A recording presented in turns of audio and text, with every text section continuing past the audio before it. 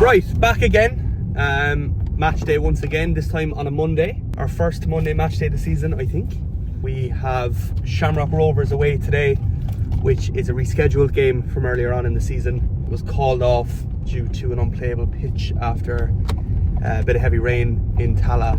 It was called off like 40 minutes before kickoff, so left a bit of a sour taste for Cork City fans. Refixed for today, which is a Monday. That means we're in Dublin today, Dublin Friday, and Dublin on Saturday with the women's team. So busy week of travel, but that is what I signed up for. So if you're here again from the last video, welcome back. I hope you enjoyed that. Had really good feedback on it. People really enjoyed it, so that's good. So we're back for a triple away week. Going to be slightly different this week because it's an away game, so there's not going to be as much behind the scenes into like our gantry and stuff like that. It's mainly going to be me driving because I'm driving to Dublin today. So the next time you'll see me is probably in Tala. Tala isn't my favourite place to go, to be honest. The last two times we were there, we got relegated and the match got called off less than an hour before kickoff. So didn't really like Tala before that, but definitely don't like Tala now. I'm currently on my way to the training ground before we hit the road to Dublin. It's an absolutely lovely day, so I hope it's the same in Dublin. It won't get called off again because it can't get called off again.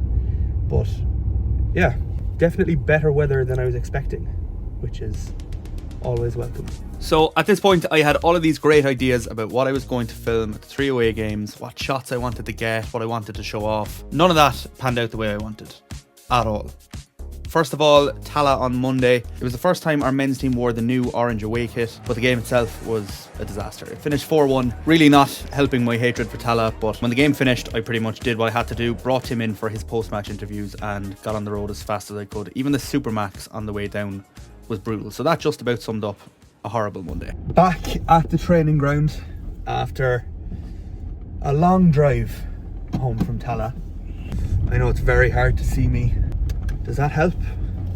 A little bit. 4-1 defeat. Not great, not ideal. No injuries, thankfully, which is something we now have to report on because there's been so many injuries. Like getting out of a game without an injury is newsworthy. I've had 3-4 hours to digest the result. Not a great Monday, not a great way to start the week, but it's done now. 3 huge games coming up next. Bohemians away on Friday, back in Dublin, which you'll see later on in this video. And my voice is kind of going as well. Waterford at home next Monday, bank holiday Monday at 5 o'clock. Then we are away to Sligo on Saturday the 26th. 3 huge games. Those teams are all sort of around us where we are in the table at the minute, so those will all be crucial. And yeah, it's like 2 o'clock in the morning now, so I'm on the way home. I am going to bed. Back on the voiceover for this part. This was Friday's game, up to Dalymount Park for this one. Dalymount might not have much to offer in terms of facilities, but it definitely has some lovely artwork in and around the ground. Didn't manage to film much at this one either. I got to the ground much later than I usually do, so I was under pressure to do the stuff I actually had to do on the night. City support was absolutely incredible. That was the best away end I've seen in years at any game. The game itself, we lost 1-0. We should have won the game. We definitely should have had a penalty towards the end as well. Rio Shipston was kicked in the chest here, as you can see, but you can also see it was clearly inside the box. So that was very, very frustrating, as you can imagine. I actually didn't end up going to the women's game in Dublin the following day as well, because by the time I got back, I was completely sick of being on that road. So I covered the women's game from LOI TV at home. It is Easter Monday. It is match day, and I am off to Turner's Cross. Back at home today on a lovely sunny bank holiday Monday. We're doing something today that we've never done before as a club. I will tell you more about that when I get to Turner's Cross. It's actually very, very nice outside. On the drive over, it started to rain a little bit, so I was fearing the worst, but it's very sunny here again. So over the last couple of weeks and months, I suppose, Cork City fans have been kind of a bit nervous, a bit on edge, because we've had a lot of injuries. Our two main strikers, Seanie Maguire and Rory Keating, are both out with fairly serious injuries. Keats popped his Achilles tendon in Derry and is out for probably 6 to 9 months. And Shawnee Maguire did his hamstring actually the last time we played Waterford, and we haven't seen him since. So people have been kind of panicking, saying we need a striker, and what they don't know is we've signed a striker. We haven't announced it yet, but he's actually starting tonight. He's going straight into the team. I haven't even met him yet. He came in over the weekend, signed, trained, did the signing pictures that I wasn't there for, but I have spent my weekend photoshopping him into his new Cork City kit. Now that's obviously our women's team from Saturday's game, but that is him. Gennaro Daniels, apologies once again for my disgusting laptop screen and all the fingerprints. But yeah, we'll get a first look at him today. We've had a few strikers over the last couple of years come in and haven't really set the world on fire, but speaking as a Cork City staff member, I hope he does well. And speaking as a Cork City fan, we need him to do well. In the last game against Pats, you can see we're quite high up here. But in the last game against Pats, Chris Forrester cleared it from like there. Oops, that's up at us, that's up at us. Literally nearly up to us.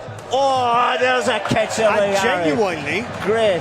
Aaron Howey has caught that ball in the commentary position in what is probably the best moment of his life. Yes. That's genuinely incredible.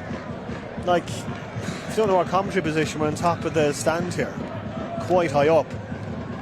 And the ball came up to us, and Longy went up to try and header it. Yes. But how he caught it, I was genuinely afraid he was going to fall out of the stand, but has now instead caught the ball. That's genuinely, I think, my League of Ireland moment of the season. Yeah. Back to today, look how incredible this place looks, considering there was a cup final here on Saturday as well. That is phenomenal looking, to be fair to the ground staff.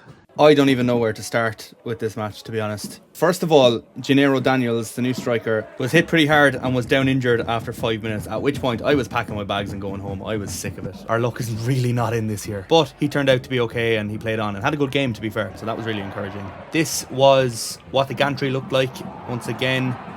Here are Rory and Phil, our two lovely commentators, two legends. Rory caught this picture of me in the 86th minute when we were 1-0 down. I was really going through it. Evan McLaughlin equalised in the 89th minute. I don't have footage of the winner, but I'll just let you watch this and see how it was celebrated at full time.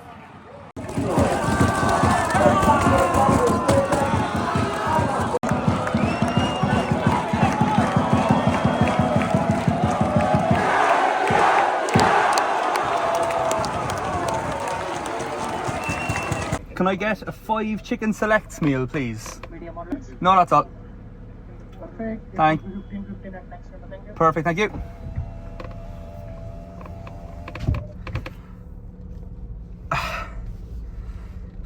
I feel like I've played 90 minutes.